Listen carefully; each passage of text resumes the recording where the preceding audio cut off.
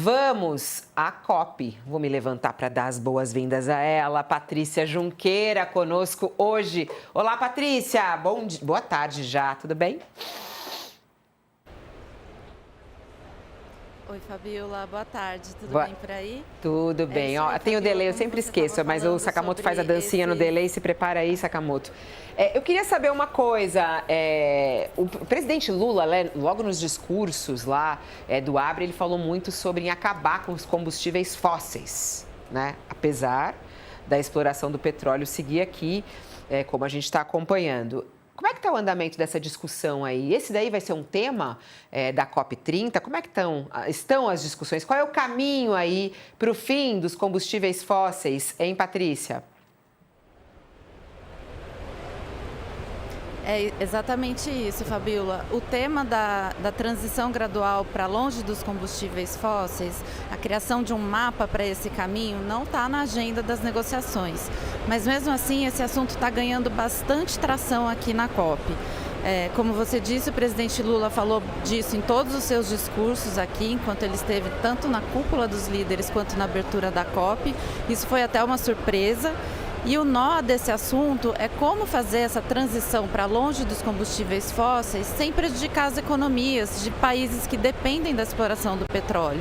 É por isso que se fala de criar um mapa dessa transição, um mapa para fazer isso gradualmente, porque envolve muitas economias de países, empregos, então tudo isso precisa ser feito, não pode ser feito de maneira abrupta, né, de uma hora para outra. Então, essa ideia está ganhando apoio de alguns países, está sendo articulada pelo Brasil e pela França, como mostrou a nossa colunista Ana Carolina Amaral. E ontem, em um evento promovido pelo Ministério do Meio Ambiente, essa ideia também ganhou bastante apoio, também foi uma surpresa positiva aqui na COP. Esse evento, que foi mediado pela ministra Marina Silva, um secretário de Estado da Alemanha, ele apoiou esse compromisso para um afastamento dos combustíveis fósseis. E a ministra do Clima do Reino Unido, que também estava presente nessa conversa, ela deu todo o apoio para a ministra Marina Silva, disse que apoiava integralmente. Fabiola.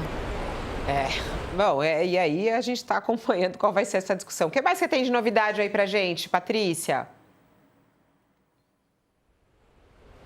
A outra novidade é que, apesar da ministra do Reino Unido ter apoiado essa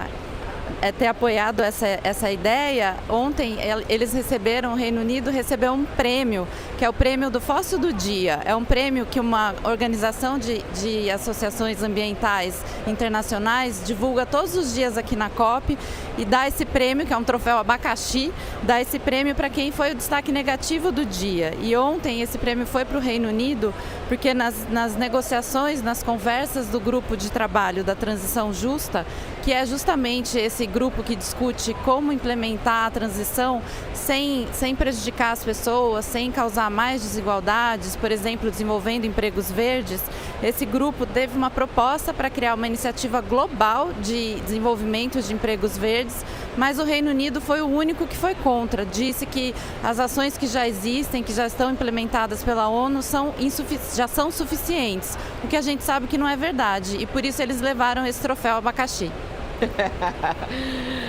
Troféu. Devia ser troféu coxinha R$45. Eu estou encanada com essa história da coxinha. O que você tem comido aí, hein? Me conta, Patrícia, o que você está comendo aí? Olha, tem um café dentro do Media Center e eu já virei fiel desse café. Eles têm refeições a preços até acessíveis, são R$50, tem um pratinho de estrogonofe, tem picadinho, é bem gostoso e como é perto eu prefiro comer lá, e eles têm uns docinhos também que valem muito, tem bolo, tem um cafezinho gostoso e tem um biscoitinho que é típico aqui de Belém, o Monteiro Lopes, que eu sou fã. Então eu estou muito fiel nesse café que está com os preços, foi até esse café que reduziu os preços, como mostrou o nosso repórter Lucas. Então eu estou muito fiel a esse café, mas tem muitas opções por aqui, mas eu prefiro ficar ali pertinho da onde eu estou trabalhando para não perder as notícias que estão rolando. É porque nessa hora já vai dando fome e aí a gente vem com esse assunto. Patrícia, um beijo para você, bom trabalho aí na COP30. É isso, a gente está aqui, tem delay, então ela vai dar tchau. Beijo, obrigada. Beijo, tchau, tchau. A gente tem uma equipe enorme lá, cobrindo a COP30, né? Cada dia vem uma pessoa aqui trazer as notícias. E tem mais notícias importantes. Para quem está conosco na TV, um intervalo, mas a gente segue falando sobre isso no nosso YouTube. Queria abrir a coluna da Thaís Bilen, que a gente consegue abrir aí, por favor. Países europeus como a Noruega, Finlândia, Alemanha e Reino Unido questionaram a posição do Brasil em relação à Rússia nas reuniões bilaterais com o presidente Lula em Belém. Os países cobram uma atuação mais firme do presidente pelo fim da guerra com a Ucrânia. É o que a Thaís Bilenque traz nessas informações de bastidores na sua coluna. Porque é isso, né, Sakamoto? A COP30, ela vai além do meio ambiente. E aí tem uma postura. Você acha que o presidente Lula deveria ter uma postura mais firme em relação ao fim da guerra na Ucrânia? Não, eu acho até por uma questão, a gente já defendeu isso aqui várias vezes, né? É claro que o Brasil é bastante limitado, mas do que o Brasil pode ou não fazer, mas precisa ter pressão, né? E o Brasil, ele é parceiro da Rússia, então precisa pressionar. O governo vem pressionando com relação a tentar trazer o pessoal para o diálogo, né? O Lula vem pedindo nos discursos dele na Assembleia Geral da ONU, né? E em outros lugares, ele vem pedindo o fim da guerra, mas é claro que a solicitação de mais ajuda e de mais apoio é importante, até porque a questão não é uma questão de direitos humanos, é uma questão humanitária, o fim da guerra, né? O fim das hostilidades por parte da Rússia, mas também tem uma questão ambiental. Isso está mais do que comprovado de que guerra é uma das situações que mais jogam carbono na atmosfera. Além de matar pessoas, além de desalojar pessoas, além de criar o caos na vida de pessoas, é um dos principais vetores de carbono na atmosfera que leva a aquecimento global e mudanças climáticas, né? Então, tem pesquisas mostrando o quanto a guerra na Ucrânia e o quanto a guerra em Gaza, com bombardeio, com bomba, com destruição, com queimada de mato, tudo isso mais, contribuiu para elevar a temperatura do planeta. Isso daí é complicado, né? Por exemplo, essa história dos combustíveis fósseis também, a postura, né, do governo brasileiro. Vamos lá, Josias. Lula deveria ter uma postura mais firme em relação à guerra, como está cobrando aí, estão cobrando alguns países europeus? Países como Noruega e Finlândia, Fabíola, que têm alto grau de consciência ambiental, eles cobram essa resolução do problema da Ucrânia, da guerra na Ucrânia, porque a Europa hoje está destinando recursos para o orçamento de guerra, orçamento bélico, em detrimento de outras áreas, entre elas a área ambiental. O Lula realçou isso no discurso que fez dias atrás na COP, que não faz sentido investir em guerra no instante em que o mundo deveria estar guerreando para trazer a emergência climática para um trilho de razoabilidade, né? Agora, o Lula se descredenciou num primeiro momento para atuar como uma voz relevante na questão da guerra na Ucrânia, porque deu declarações lá atrás que se confundiram com uma equiparação entre a situação da Ucrânia invadida e a da Rússia, que é a nação invasora. E ficou aquela discussão mal parada, o Brasil considerando que não haveria resolução do conflito se a Ucrânia não cedesse parte do seu território, né? Então, o Lula se descredenciou como um ator relevante nesse problema da Ucrânia, né?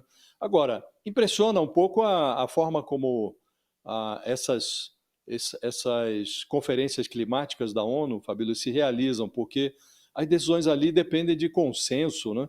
Então, você tem lá uma agenda com mais de 140 tópicos e a agenda só avança se houver um consenso entre todos os participantes, todas as nações representadas na conferência, né? Então, esse debate, por exemplo, sobre a redução da emissão de gases que contribuem para o aquecimento do global, essa discussão não avança, porque há um consenso de que é necessário reduzir as emissões. Isso significaria reduzir o consumo de combustíveis fósseis. Mas se tiver um país árabe, grande produtor de petróleo, que se oponha a essa pauta, a essa agenda, e simplesmente vão ser desconhecidos os compromissos, né? Então, há também questões relacionadas ao financiamento. Então, é muito difícil ser otimista diante de uma conferência como essa, né? O Acordo de Paris, por exemplo, prevê a redução de emissões, estipula metas. São signatários desse acordo 194 países. 194. Agora está se discutindo ali na COP a necessidade de atualizar essas metas para a redução da emissão de gases do efeito estufa.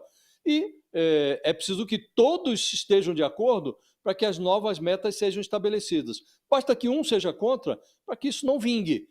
E a perspectiva de não se estabelecer um acordo razoável é muito grande, né? Então é, de fato, difícil ter otimismo em relação a um encontro como esse. E nós estamos aí, já foi para o beleléu aquela meta do Acordo de Paris de conter a temperatura em 1,5 graus Vamos. centígrados